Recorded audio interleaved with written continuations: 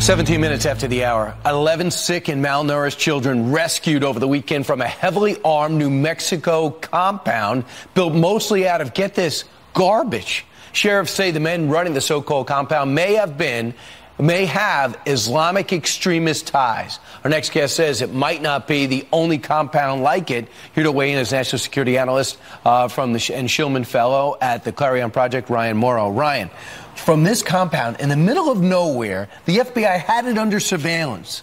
Why didn't they move in? How ultimately was it uncovered?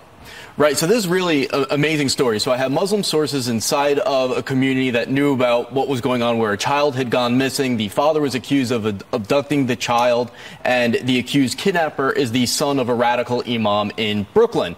We don't know that the imam was involved, but that's how I learned about it. And then it turns out, where did he flee to, believed to be with that child that he kidnapped, meaning his son that he abducted, ends up being near the New Mexico-Colorado border, and this very remote area with lots of guns with his friend. And now we know that there were 11 kids there, 3 women. And when I talked to law enforcement sources close to the investigation, they said this was basically a 10-acre compound terrorist training camp with Islamic extremist ties. They said it definitively to me, and they indicated that they believe that this is part of some broader radical Islamic movement. They wouldn't say what group or movement they think is part of, but they made it pretty clear to me, not just a couple of guys hiding out. The Sheriff's Office Department told you that?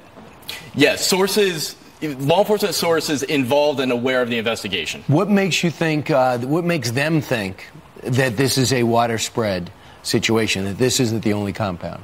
Well, the reason that they went in, even though the FBI said we don't have probable cause yet, and they had it under surveillance, and then the state and local police said, all right, we've had enough. What triggered that was that there was a message intercepted going to Georgia from that compound that somehow got in the hands of the police, where they said the kids are starving. And when they raided that compound, about a 10-acre plot of land, they were just shocked at the condition that the kids were in. And I've got to tell you, from studying this type of radical Islamic movement, there are other groups. This has been going on since the 80s, this Waco-type jihadist movement. One group that I've talked about a lot on this program is Jamaat al-Fuqra, that has these Islamic villages, as they call it. And the FBI, for some reason, they have not disclosed yet, was just watching, not moving. The Sheriff's Department said, I've had it with the watching, I'm moving. So brave. We don't know what's going on. Unbelievably brave. Yep. Ryan Mauro, thanks so much. Keep following it. Sure. All right. Straight ahead.